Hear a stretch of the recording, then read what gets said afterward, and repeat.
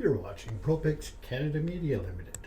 Today we're going to discuss a topic that is rarely spoken of these days, and that is the history of the Chinese head tax in Canada. Now, the Chinese head tax was a fixed fee charged to each Chinese person entering Canada. The head tax was first levied after the Canadian Parliament passed the Chinese Immigration Act of 1885, and it was meant to discourage Chinese people from entering Canada after the completion of the Canadian Pacific Railway. The tax was abolished by the Chinese Immigration Act of 1923, which outright prevented all Chinese immigration except for that of business people, clergy, educators, students, and some others. Through the mid to late 19th century, some 17,000 laborers were brought from China to do construction work on the Canadian Pacific Railway, though they were only paid a third or half less than their co-workers at about $1 a day. Once the Canadian Pacific Railway was completed, the demand for cheap labor was non-existent, so the provincial legislature of British Columbia passed a strict law to virtually prevent Chinese immigration in 1885. This was immediately struck down by the courts as beyond the powers of the Provincial Legislative Assembly, as it impinged upon federal jurisdiction over immigration into Canada.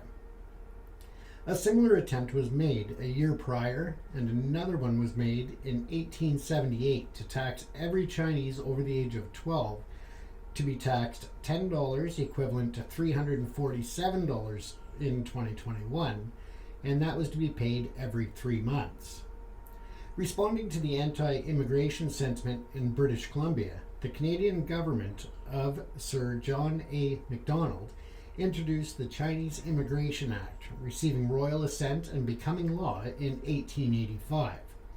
Under its regulations, the law stipulated that all Chinese people entering Canada must first pay $50, which is equivalent to $1,576 in 2021, and this is later referred to as a head tax.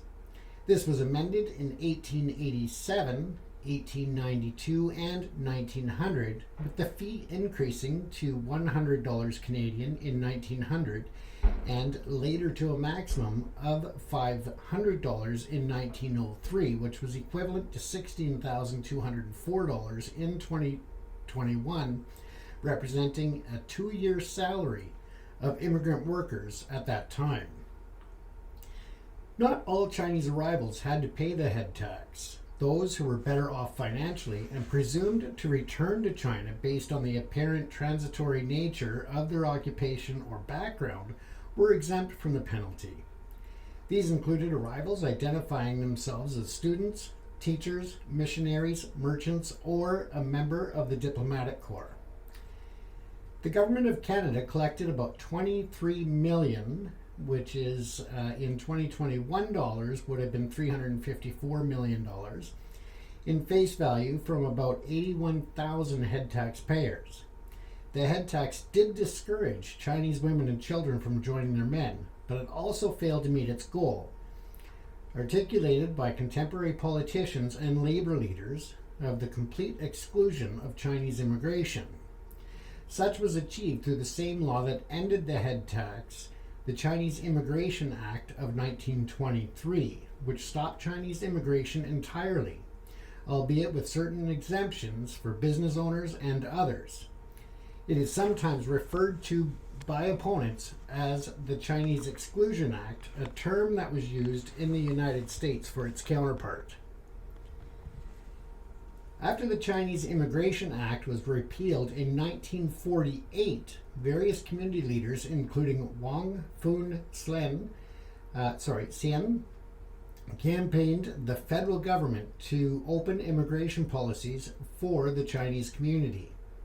However, the concept of a redress movement did not begin until 1984, when Vancouver Member of Parliament Margaret Mitchell raised the issue of repaying the Chinese head tax for two of her constituents in the House of Commons of Canada after the after the Canadian Charter of Rights and Freedoms had been proclaimed and entrenched in the Constitution Act of 1982.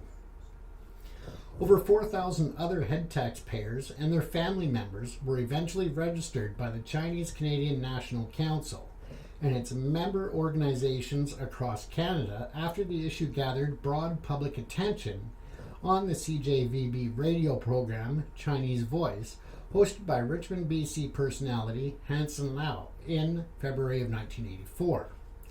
The redress campaign included holding community meetings, gathering support from other groups and prominent people, increasing the media profile, and conducting research and published materials, making presentations at schools, etc.